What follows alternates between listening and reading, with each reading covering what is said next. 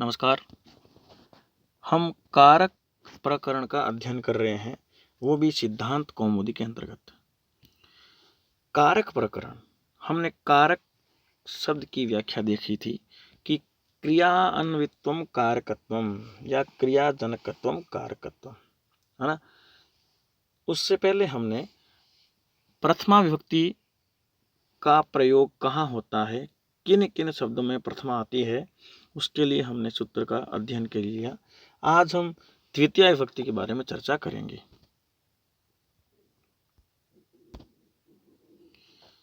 अथ द्वितीय विभक्ति, अब द्वितीय विभक्ति का प्रारंभ होता है। सूत्र या कार के लिखा इसके पीछे इत्य अधिकृत्य वृत्ति, इसकी अधिकार सूत्रम। कार के यह अधिकार सूत्र है।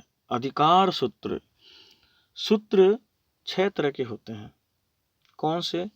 संज्ञा च, परिभाषा च, विधिर नियम एव च, अतिदयसो अधिकारस्य षड्विधम सूत्र लक्षण। सूत्रों के लक्षण है। सूत्र 6 प्रकार के: संज्ञा सूत्र, परिभाषा, विधि, नियम, अतिदेश और अधिकार सूत्र। अधिकार सूत्र, तो यहाँ पर कहा कि कार के इस सूत्र में कारक जो शब्द है, इसका अर्थ है क्रियाजनकम कारकम। क्रियाजनकम कारकम, करोति अर्थात जो क्रिया को संपन्न करता हो, जो क्रिया को संपन्न करता हो वही क्या है? कारक है। अर्थात कारक का दूसरा अर्थ क्या है? हेतु। क्या है? हेतु, कारण। कि कारक किसका हेतु है? कारक किसका कारण है? इस प्रश्न का उत्तर क्या है? कि क्रिया का। कारक किसका निमित्त बनता है? कि क्रिया का। अतः क्रियाजनकत्वम कारकत्वम या क्रिया अन्वयत्वम कारकत्वम, यह कारक का लक्षण है कि जो क्रिया का जनक या उत्पादक हो, या उस क्रिया से जो अन्वित होता हो, या किस क्रिया में अन्वय हो, या क्रिया से जो संबंध कर रखता हो, वही क्या है? कारक है। उदाहरण देखते हैं हम। जैसे एक उदाहरण देखा, मान लो हमने कि ये लिखा हमने कि छात्र कक्षायाम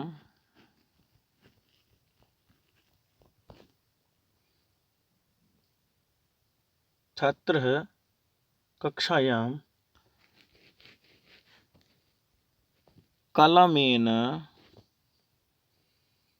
पत्रम और लिखति। ये मान उदाहरण है कि छात्र कक्षायाम कलमेन पत्रम लिखति। तो इस वाक्य में क्या होता है?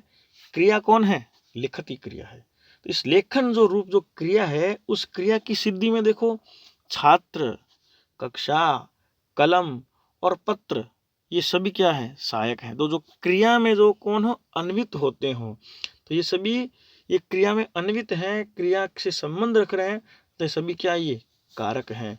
तो क्रिया की सिद्धि में 6 प्रकार के निमित्तों, कारकों को स्वीकार करते हुए वैयाकरणों ने कहा है कि कर्ता कर्म च करणं च संप्रदानम तथैव च अपादानम अधिकरणम इत्याहु कारकाणि षट्। कि वही कि कर्ता कर्म करण संप्रदान, अपादान और अधिकरण, ये 6 कारक हैं। अब कारक शब्द की व्युत्पत्ति कैसे हुई? कारक शब्द कैसे बना? कि कृ धातु से णमूल प्रत्यय का विधान करने पर और अनुबंध आदि लोप करने पर, और जो क्री धन वो बचा, क्री धन णमूल प्रत्यय करने पर,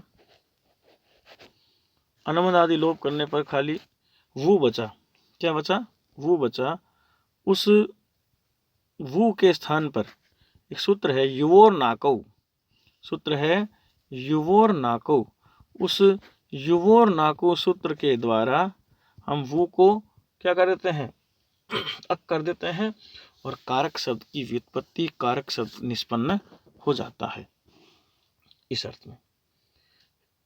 आगे चले, फिर आगे आता है कि और किस अर्थ में क्या क्या कार्य होता है, इस बारे में कहते हैं कि महर्षि पाणिनि ने जो कार के जो अधिकार सूत्र दिया हुआ है, इसका मतलब ये हुआ जो सूत्र अपने स्थान पर लिखा हुआ है और वाक्यार्थ बोध से रहित होते हुए कहता है कि आगे आने वाले सूत्रों में अपना वाक्यार्थ बोध कराता है, ये अधिकार सूत्र है।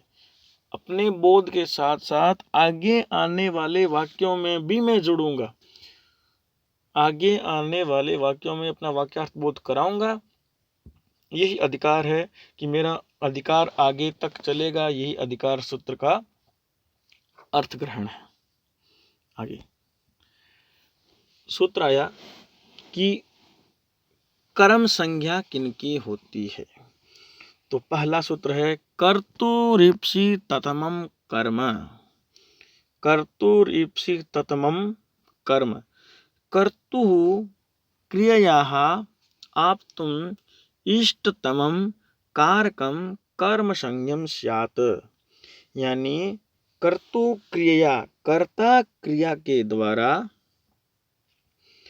आप्तुम इष्टतमम कारकम, जिस पदार्थ वस्तु को प्राप्त करने के लिए इष्टतमम अत्यधिक चाहता है, कारकम उस कारक की कर्म संज्ञा स्यात्, कर्म संज्ञा होती है।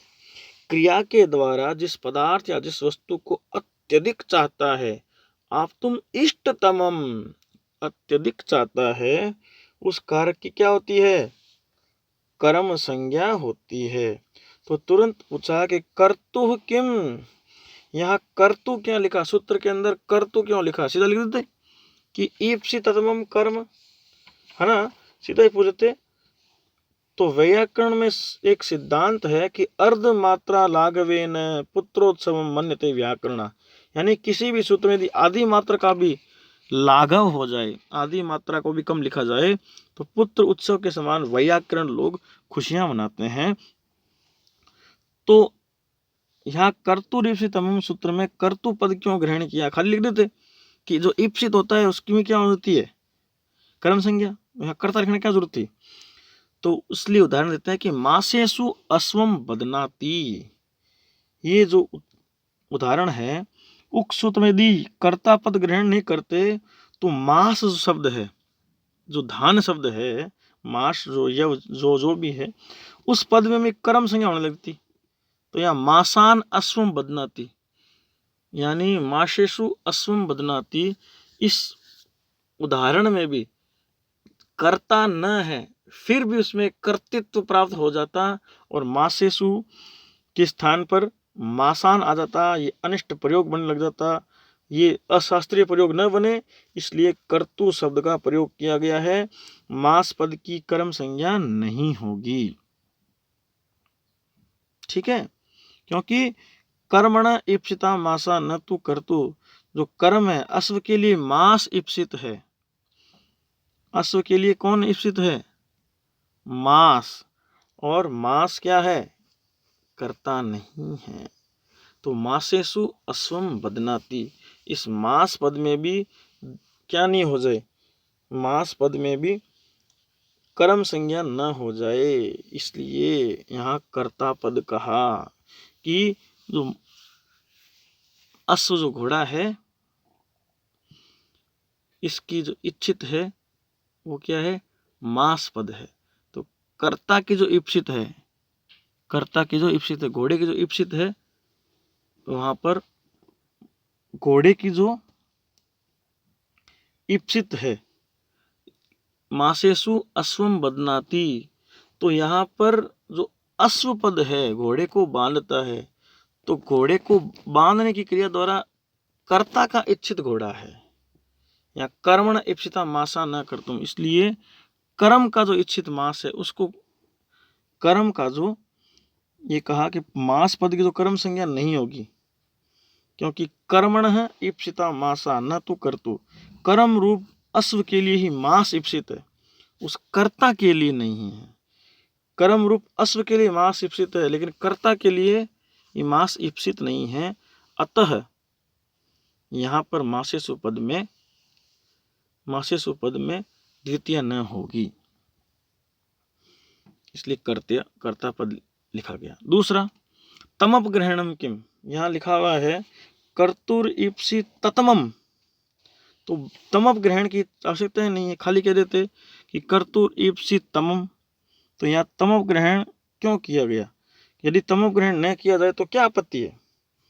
तो कहते हैं, समाधान करते हुए कहते हैं कि तमप ग्रहण न करने से जैसे पैसा ओदनम भुंकते, उदाहरण है पैसा ओदनम भुंकते, पैसा यानी दूध से चावलों को खाता है, यह वाक्य निष्पन्न नहीं होगा, क्योंकि कर्ता को भोजन क्रिया के द्वारा ओदन और पय दोनों ही इच्छित हैं।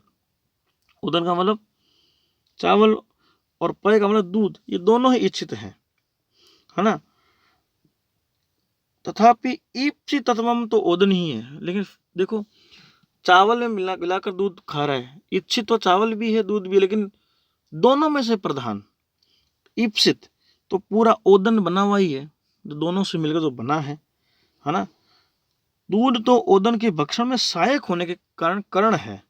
दूध तो क्या है, भोजन के भक्षण में सहायक है, और करण में तृतीय विभक्ति विधान होता है। करण में क्या होता है? तृतीय विभक्ति का विधान होता है। अतः सूत्र में तमप ग्रहण नहीं करने पर ओदन के साथ साथ पय शब्द की भी कर्म संज्ञा होने लग जाती और वहां पर द्वितीय विभक्ति विधान होने लगा। तो पैसा ओदनम भुंकते, दूध से ओदन खाता है, यानी दूध मिला करके ओदन खाता है। तो यहाँ इच्छित चीज क्या है? ओदन है। दूध तो मात्र एक करण है, सहायक है, तो उस करण में तृतीया है। यदि यहाँ पर तमो ग्रहण नहीं करते तो दूध में भी पैसा पद में भी क्या हो जाती?